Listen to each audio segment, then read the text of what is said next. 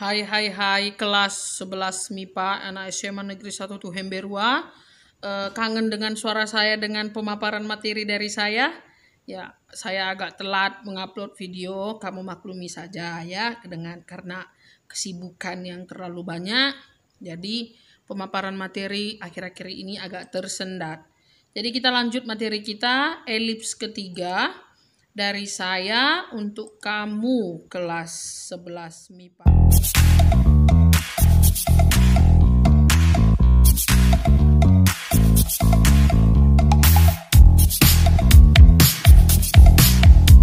Nah, saya ingatkan lagi bahwa ini peta pemahaman yang harus kita tuntaskan, dan untuk kali ini kita tuntaskan elips dengan unsur-unsurnya langsung sekaligus yang ini.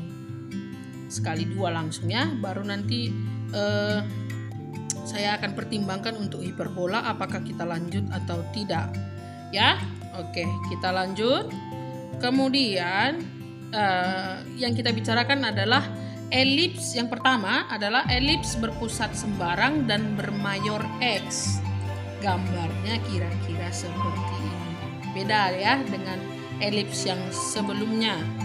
Kemudian pusatnya disebut P dengan koordinat H, maka fokusnya ini ya. Kenapa ada C-nya? Ya karena kita anggap jarak P ke F1 itu jaraknya C.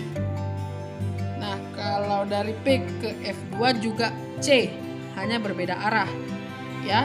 Kalau arahnya ke sini dia positif, arahnya ke sini negatif ya. Itu ya, paham untuk ini? Oke, kita lanjut.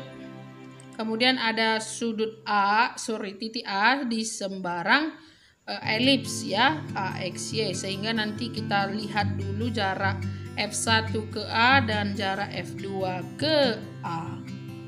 Oke, dari situ supaya dapat persamaan elips untuk yang tadi, maka kita perhatikan jarak F1 ke A ditambah jarak F2 ke A itu harus sama dengan 2A. Ini konsepnya sama dengan konsep yang ada di elips berpusat 00.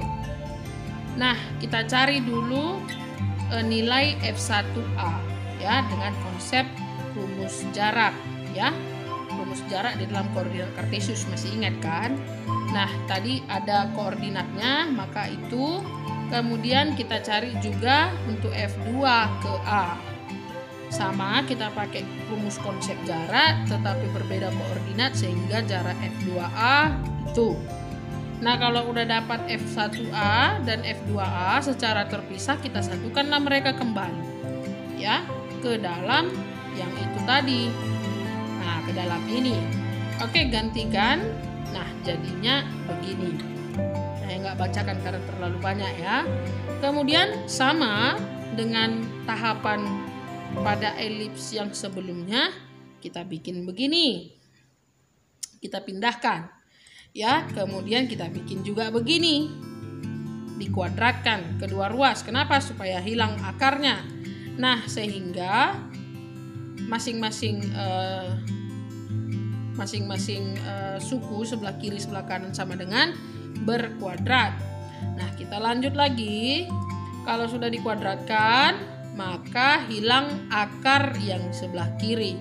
Yang sebelah kanan belum ya, belum, karena mereka ini ada 2A di sini kurang sekian. Jadi nggak bisa langsung habis akarnya. Tetapi ini bisa kita selesaikan di mana? Ingat, di sele-sele. Saya nggak buat sele-selenya. Kalau kamu, tugasmu lah nanti melengkapi sele-selenya itu. Nah, kalau sudah dilengkapi sele-sele, maka hasilnya menjadi seperti ini. Ya. Nah, menjadi seperti itu, kita lanjut menjadi seperti ini lagi. Ya. Kenapa jadinya seperti ini? Karena dikuadratkan kedua ruas. Kita lanjut lagi. Saya ini ada beberapa langkah penurunan rumus yang saya langkahi supaya jangan terlalu bosan kamu melihat rumusnya ini. Tetapi kalau mau kamu lengkapi juga boleh seperti elips yang pada berikut yang sebelumnya. Nah, selanjutnya itu yang dimisalkan sehingga dapat seperti ini. Kemudian dapat seperti ini. Kenapa? Karena ini mau kita kejar yang ruas kanan menjadi 1. Setelah dibagi jadinya seperti itu, sehingga inilah yang menjadi persamaan elips berpusat sembarang bermayor X. Ini rumus persamaannya. Nah, nanti di catatanmu menjadi tugasmu apa rumus fokusnya, apa rumus puncaknya, itu kamu lengkapi. Pemahamannya mirip dengan elips yang sebelumnya, tapi rumusnya yang berbeda. Itu tugasmu untuk melengkapinya di buku catatanmu. Nah, supaya cepat, saya lanjut langsung untuk elips berpusat sembarang bermayor Y. Ya, gambarnya saya jelaskan seperti ini.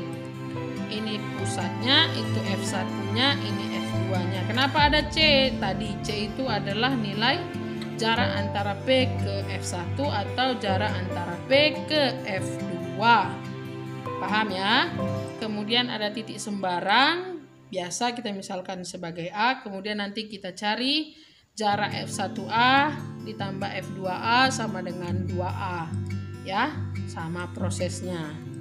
Yang ini kita cari terpisah, bla bla bla, dengan cara yang sama.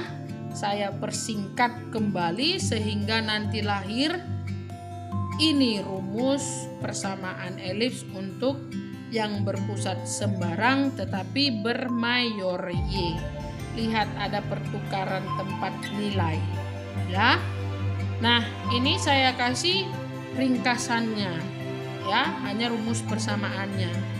Rumus-rumus yang mengikut seperti rumus fokus, rumus A itu siapa, B itu siapa, seperti pada elips sebelumnya, kamu menjadi tugasmu untuk mencari dan melengkapinya di buku catatanmu, ya, supaya kamu juga mengejar pengetahuan, karena yang sebelumnya saya sudah beri.